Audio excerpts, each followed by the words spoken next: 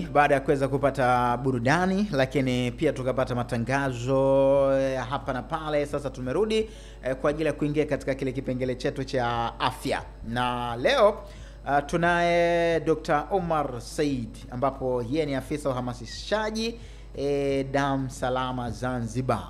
Mada yetu ambayo tunakwenda kujadili ni umuhimu wa kujua kundi lako la damu kabla ya ndoa. Unafahamu? Unaelewa vizuri sana. Unaelewa vizuri sana umuhimu wa kufahamu kundi lako la damu kabla ya ndoa. Karibu, hebu tuanzie hapa bwana. Tunaposema haya magrupu ya damu, ndio.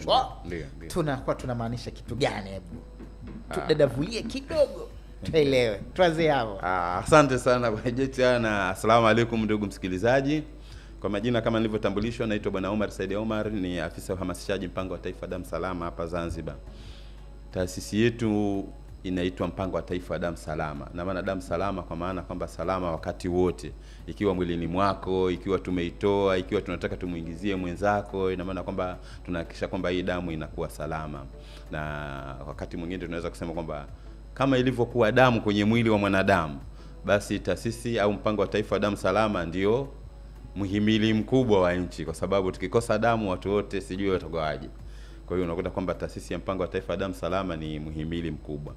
Tukizungumzia leo, Bwana umegusia swala ambalo linahusu magrupu ya damu. Hilo ni swala ambalo sisi watu wa mpango wa taifa damu salama linatugusa kwa njia moja ama nyingine.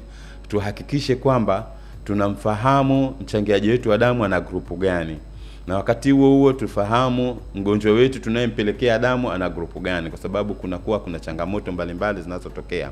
Kwa lugha ya kitaalamu anasema, kwa mfano mgonjwa umempa damu ambayo grupu si lake, anapata blood transfusion reaction, anapata matatizo, na wakati mwingine ni matatizo makubwa na yanaweza akasababisha kifo kwa 99%. Kwa mfano mgonjwa ni grupu A, ukampa damu grupu B, yani tunaita drop 2 tu ambazo ni sawa na 10 microliter ya damu, basi yani matone mawili. Matone mawili tu yale ya damu. Drop 2 zile. Drop ya kwanza tapu ikaingia drop ya pili tap. Ni basi reaction anayopata yule mgonjwa inaweza ikasababisha mpaka kuondoka duniani. Kwa hiyo tunatakiwa tuwe makini sana sisi watu wa mpango wa taifa damu salama, wale wenzetu wauguzi na madaktari kule mahospitali, kuhakikisha kwamba mgonjwa ana grupu gani na tunampa damu grupu gani, ili kuhakikisha kwamba usalama wa damu au usalama wa yule mgonjwa unakuwepo. Hebu tuangalie hapa sasa hali ya wananchi ndio kujijua wenyewe magrupu yao ya damu. Kwa upande wa tafiti zenu nyinyi, benki ya damu ndio mpango wa taifa benki ya damu, mpango wa taifa damu salama, damu salama ndio ikoje hapa? Watu wanajua kwa kweli mwamko, niseme kwa kweli mwamko ni mdogo sana, kwa sababu ni changamoto kubwa sana pale tunaposema kwamba mfano tumepata, tunaita crisis, tumepata changamoto ya kupungukiwa damu group fulani, huwa tunatoa hata tangazo, jamani tunahitaji watu wenye group fulani waje kwa wingi ili kuja kuchangia damu. Unakuta kwamba kila utakayemuuliza anakuambia mimi damu group yangu sijui, mimi sijui. Na kibaya zaidi unakuta kwamba huyu mtu sio kwamba hajui, yeye mwenyewe hazingatii, kwa sababu unaweza kukuta ni mchangiaji wa damu la kwanza tunalokuambia katika matokeo yetu au ndani ya vipimo tunavyovipima ni grupu lako la damu. Kwa hiyo unapokuja kuchukua majibu yako au unapokuja kuchukua matokeo yako, tunakwambia bwana, damu yako iko salama, haina maradhi na grupu lako kadhaa. Lakini bahati mbaya au nzuri, ukiondoka pale umetuachia wenyewe. Pia kwa sasa hivi kuna utaratibu kabisa, madereva wote wa gari Zanzibar na nafikiri ulimwenguni, lazima uwe na grupu lako la damu kwenye leseni ya magari. Wa dereva wote kwenye leseni za madereva zina magrupu yao ya damu, na hata unapotaka kwenda kuchukua leseni, basi moja ya vipimo unavyotakiwa upimwe ni grupu lako la damu. Kwa hiyo unakuta inaapia au inatokea kwenye leseni yako. Lakini huyo dereva anayo leseni mfukoni au anayo nyumbani, ukimuuliza bwana damu yako grupu gani, atakwambia ngojea subiri niangalie kwenye leseni yangu. Kwa hiyo unakuta kwamba ni kuto kuzingatia. Kwa hiyo unakuta kwamba kwa 90% unaweza kukuta kwamba watu hawazingatii tu, kama nilivyotoa mifano kwa 1% kubwa watu magrupu yao wanaweza kawa wanajua. Mfano kama nilivyosema, madereva wote, kila mwenye leseni ya udereva, iwe ya chombo cha maringi mawili, maringi manne, trekta na vingine, lazima upimwe grupu lako la damu. Kwa hiyo ni changamoto ambayo ya kijamii kwamba watu hatui makini katika kujua grupu letu la damu, na ni muhimu sana sana, na ukitilia maanani kama tulivyogusia kwenye mada yetu ya leo kwamba hata tunapotaka kuingia kwenye ndoa si vibaya hata kujua grupu letu la damu. Hakuna changamoto kubwa sana kwenye magrupu haya ya AB na O. Kuna kitu kinaitwa rhesus factor. Hapa ndio kwenye changamoto kubwa sana. Tunaweza kusema kwamba kwa mfano na grupu A negative na grupu A positive, hizi mbili na maana ni tofauti, A negative na A positive. Kwa maana kwamba magrupu yetu yamegawika makundi 4 kwa 8. Kuna A negative, A positive, B negative, B positive, AB negative, AB positive, O negative na O positive. Kwa hiyo unakuta kwamba ukiyatizama haya magrupu yako 8, na 90% ulimwenguni watu wote wanakuwa ni positive factor, wanaita hizi ni rhesus factor. Hii rhesus factor inakuwa plus. Unakuta kwamba magrupu ya watu, lolote grupu lako likiandikwa lazima liwekewe na hii alama kuonekana kwamba hii ni new. Kwa upande wa kulia kuna wewe kwa either ki plus au ki minus, au daktari kwa wakati mwingine analiandika sasa kwa urefu wake positive au negative. Japokuwa wakati mwingine kama ninavyokuambia watu kutokuelewa, akimwambia ndugu yako group O positive, mwingine anashtuka, hii positive ina maana gani? Watu wanakwenda mbali zaidi kuona kwamba positive hii isije kuwa ile. Hii grupu ya damu ni somo refu, hatuwezi kulimaliza kwa leo, lakini tunasema kwamba magrupu ya damu yako positive na negative. Iwe kuna negative na positive kama nilivyosema, na yale mengine kuna negative na positive. Sasa hii kitaalamu wanasema kwamba hizi rhesus factor ni kitu ambacho kimeundwa ndani ya mwili wa mwanadamu, Mwenyezi Mungu ameujalia, tunaita ni antibodies. Ni antibody ambazo zinakaa kwenye mwili wa mwanadamu kuhakikisha kwamba zinamkinga. Unaona? Antibody ni vitu ambavyo vimo ndani ya mwili wa mwanadamu ambavyo vinakuwa Mwenyezi Mungu amevijenga au ameviweka kama kinga mwanadamu. Kwa hiyo unakuta kwamba mwanadamu yoyote anapopata maradhi, kitu cha mwanzo kinachofanyika ndani ya mwili wake ni kutoa antibody. Na ndio maana unakuta kwamba mtu akipata maradhi fulani tunampima. Wakati mwingine hatupimi wadudu. Mfano hata kama sasa hivi malaria. Zamani tulikuwa tunatumia slide kumtizama mdudu wa malaria kwenye slide na kutumia microscope. Lakini sasa hivi science imeendelea zaidi, tunampima mtu malaria kwa kuangalia antibody ambazo amezidevelop au amezianzisha baada ya kupata maradhi ya malaria. Tunatumia vidude vidogo vidogo hivi vinaitwa RDT. Umeona Rapid Blood Malaria Test. Umeona vitu ambavyo ni vya haraka zaidi, kwamba hivi na hata wakati mwingine kama nilivyosema vinataka kulingana wakati mwingine unavyovitoa watu wengine ndio yale ninayozungumza katika kutokufahamu. Wengine ukitoa kile unachompima malaria anaanza kuuliza unapima malaria au kwa sababu vinafanana na hata kipimo cha ukimwi. Kinafanana hata kipimo cha hepatitis B. Kinafanana hata na kipimo cha hepatitis C au maradhi mengine. Sasa hivi unakuta kwamba science imekuwa karibu 80% ya vipimo vyote ambavyo tunafanya maabara sasa hivi vinatumia rapid test. Sasa hivi mpaka wanasema typhoid tunatumia rapid test. Sasa hivi syphilis tunatumia rapid test.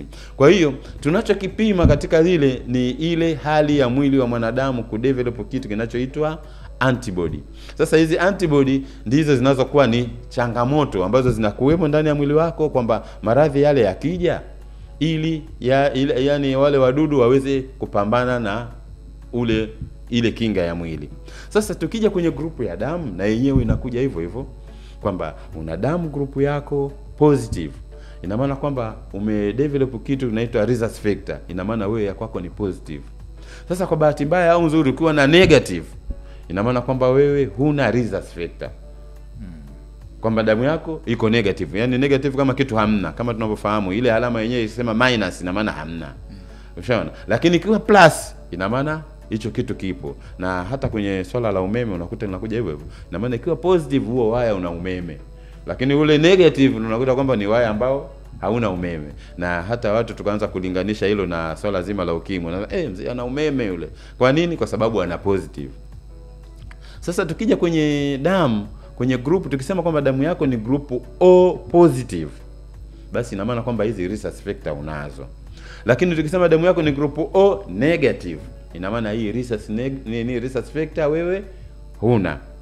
Sasa utakapokuwa unaishi utaendelea vizuri tu, hakuna shida.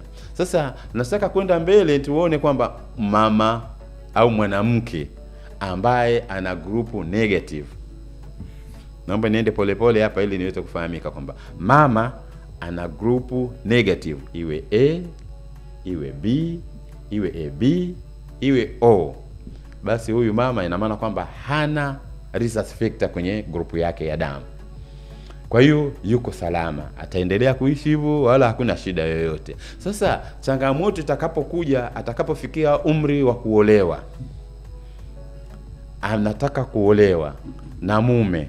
Bahati nzuri huyu mume ana positive, ana A positive, ana B au grupu yoyote, lakini ya kwake yeye ni positive. Huyu mwanamke ni negative, mwanamume positive. Na maana huyu mwanamume ana hii rhesus factor. Sasa watakapofunga ndoa hawa, wakafikia mahala sasa wanataka kupata kizazi, huyu mwanamke akachukua ujauzito, tunasema akaconceive damu, akaconceive mtoto. Yule mtoto wakati anaumbwa au anajiumba mle ndani ya nani, hajiumbi, tunasema anaumbwa.